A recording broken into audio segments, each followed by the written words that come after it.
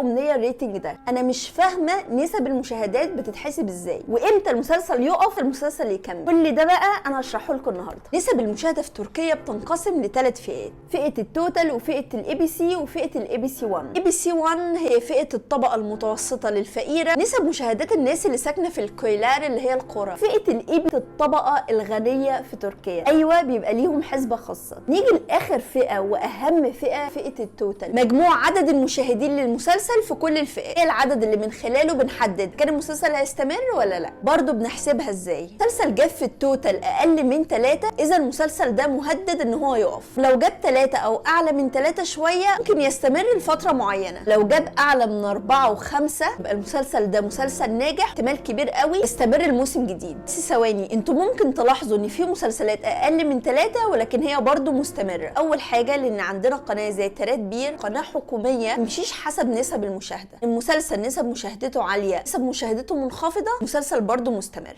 تاني حاجه، المسلسل لو مبيعاته بره قويه برضو المسلسل مش هيتوقف، وبيدخل دخل كبير قوي من خلال مبيعاته بره، المنتج مش هيقدر يوقفه. هي دي قصه نسب المشاهده بكل بساطه.